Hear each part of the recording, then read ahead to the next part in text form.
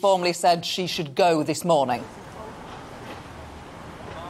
Yes, one more, taking the total to, I believe, 5 who have publicly said that the Prime Minister should go. However, of course, we do understand that there are more behind closed doors who have written letters to Sir Graham Brady. One of the reasons why Liz Truss wasn't taking that urgent question from the Leader of the Opposition on Monday was because she was having a meeting with Sir Graham Brady. There's a huge amount of speculation as to what that meeting was about. One of the theories, one of the credible theories, is that Sir Graham was telling the Prime Minister that that threshold of 56 letters of no confidence has been met. Now, of course, that doesn't mean anything at this time. There's immunity from that mechanism for a year after the last time that mechanism was implemented, so that would take us well through into 2023. However, there's a lot of speculation about the threshold at which Sir Graham Brady would declare that there would be a number of letters come in. Would it be a third of the parliamentary party? Would it be half the parliamentary party? These are the numbers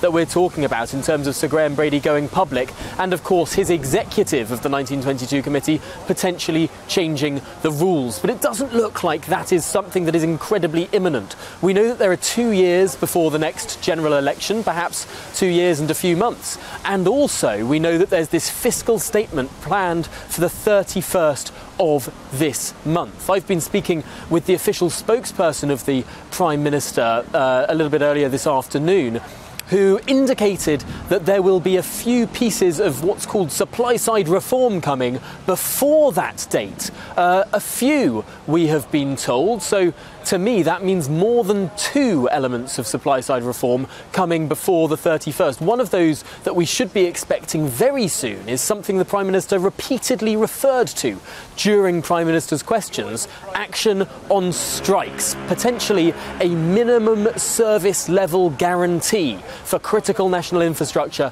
like the railways. Now, this is something that countries from France to Spain to Italy have in Europe, and a reflection of it, a guarantee of minimum service in this country, is something that the Conservatives seem to be committed to.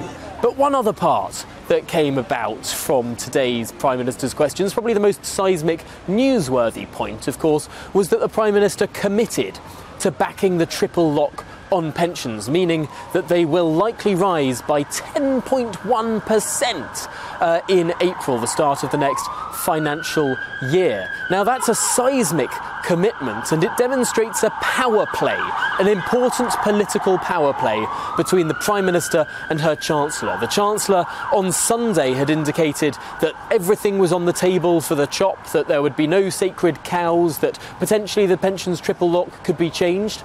Well, now the Prime Minister, her official spokesman, said that a meeting happened this morning where jointly the Prime Minister and the Chancellor agreed that the pensions triple lock would be taken off the table. Many are suggesting that this is a power play by the Prime Minister, insisting that she is indeed still in charge.